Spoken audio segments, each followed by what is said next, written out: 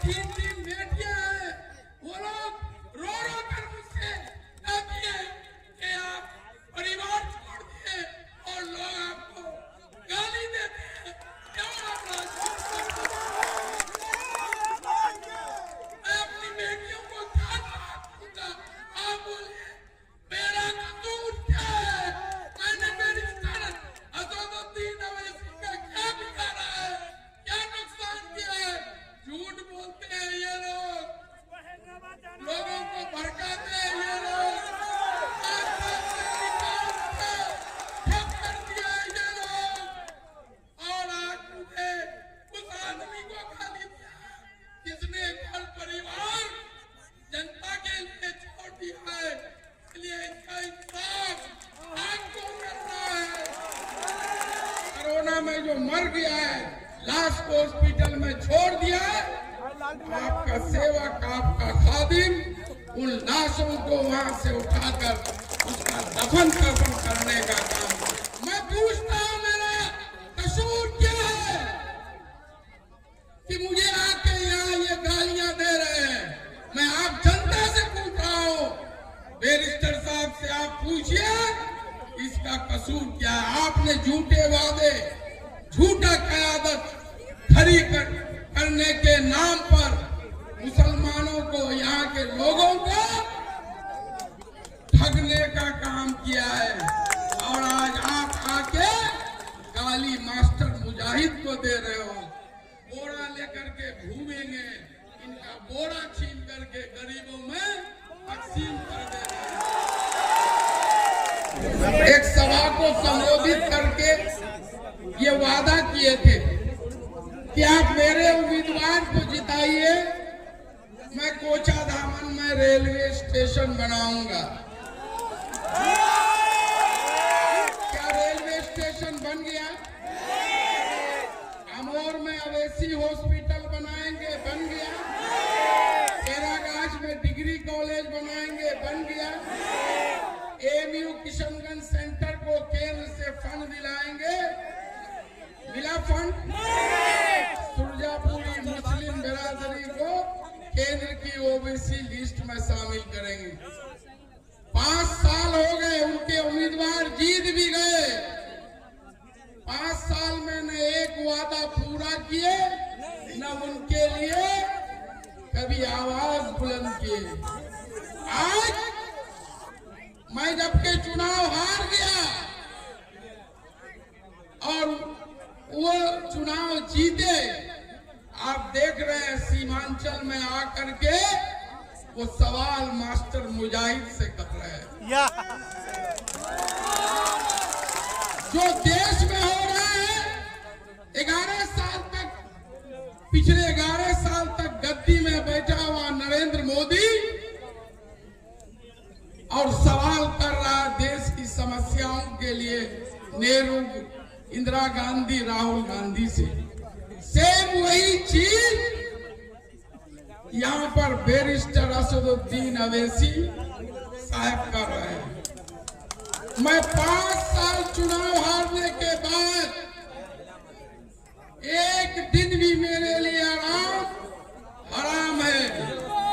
आपका सुख हो, दुख हो, कोई विदेश में मर गया हो, देश के अन्य कोने में मर गया हो, कोरोना हो, सैलाब हो, कोरोना में जो मर गया है, लाश को हॉस्पिटल में छोड़ दिया है, आपका सेवक, आपका खादिम उन लाशों को वहां से उठाकर उसका दफन करने का काम।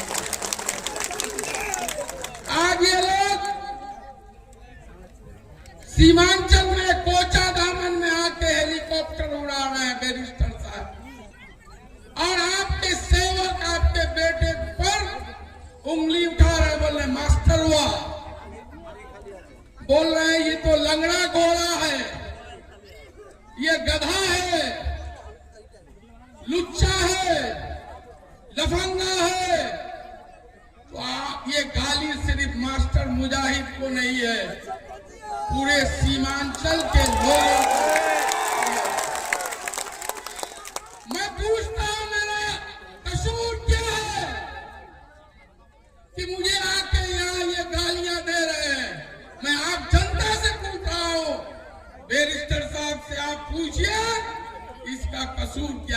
के झूठे वादे, झूठा क़यादत खड़ी करने के नाम पर मुसलमानों को, यहाँ के लोगों को ठगने का काम किया है।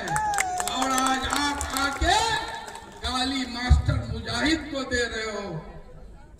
इसका इंसाफ कौन करेगा? और कैसे इंसाफ होगा?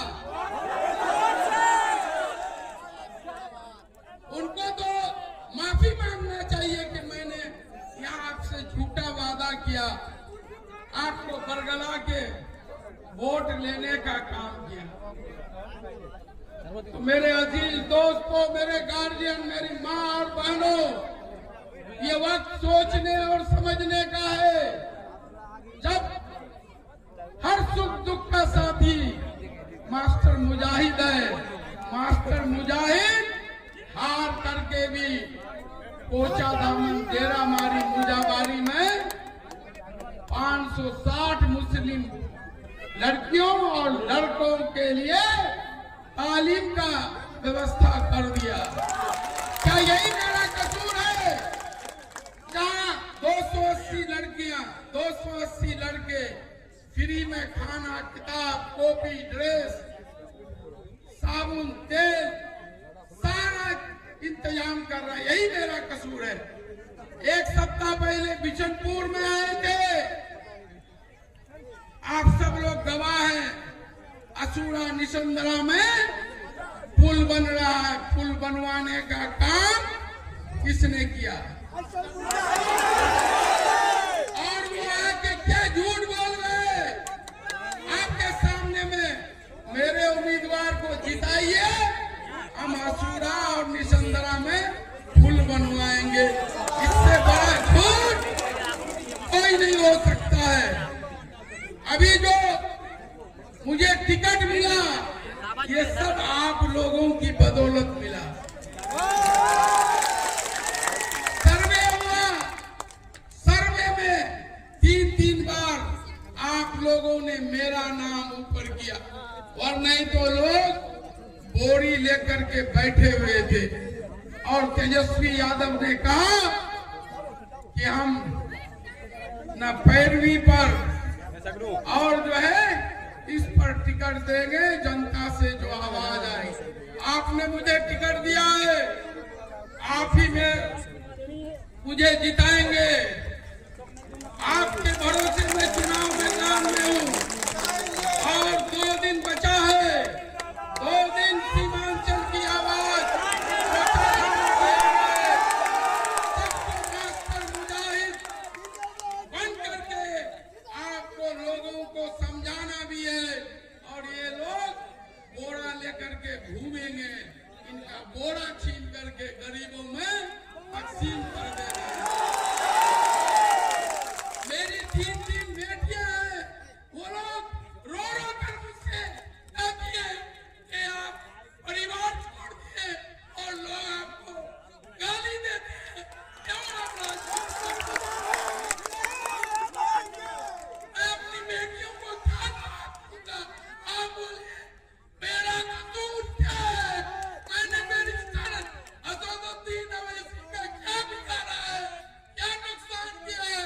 झूठ बोलते हैं ये लोग, लोगों को भड़काते हैं ये लोग, ठप कर दिया है ये लोग। और आज मुझे उस आदमी को गाली दिया जिसने घर परिवार जनता के लिए छोड़ दिया है। इसलिए इसका इंसाफ आपको करना है। तो पार्टी अपने चचा मुखिया असलम साहब, बड़े भाई साहब किशनदानी साहब 11 साल तक पार्टी को मजबूत किए, इनकी जमीन बेचवा दिए, इनका एनआर कटवा दिए और टिकट दूसरे को भेज दिए। जो मुफ्ती अतर जावेद का नहीं हुआ, मौलाना अब्दुल्ला सालिम चतुर्वेदी का नहीं हुआ, जो हमारे आलिम दीन की इज्जत नहीं करे, वो किसी का नहीं हो सकता। इसलिए भाइयों, आप लोगों के भरोसे मेरी माँ और बहनों, आपको हैदराबाद से लाके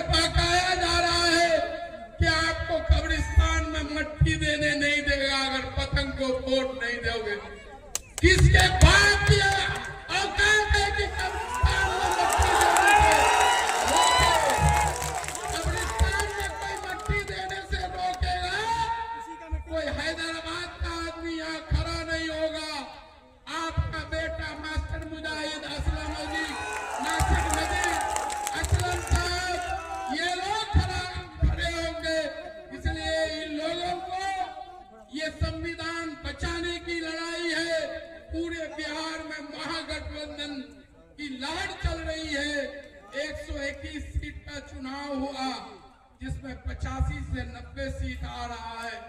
इसलिए इस बार पूरे देश की नजर आप पर है और पूरे यूपी में जो जुल्म हो रहा है, असम में जो जुल्म हो रहा है, उत्तराखंड में, हरियाणा में, गुजरात में बुलडोजर चल रहा है, उसका भी बदला लेना है। और 2 दिन पहले योगी आदित्यनाथ गया में क्या बोल के गए? इस बार बीजेपी की सरकार बनेगी और बिहार में भी योगी मॉडल लागू होगा।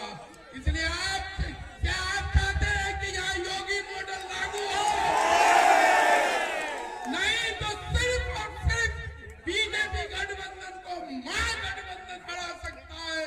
इसलिए आप लोगों से हाथ जोड़ के अपील करता हूँ, ये मास्टर मुजाहिद के एमएलए बनने की लड़ाई नहीं है, देश को बचाने की लड़ाई है, संविधान को बचाने की लड़ाई है। इसलिए कोचाधाम से लालटेन छाप, बहादुरगंज से हाथ छाप, किशनगंज से हाथ छाप, ठाकुरगंज से लालटेन छाप पर बटन दबाना है और महागठबंधन की सरकार लाना है।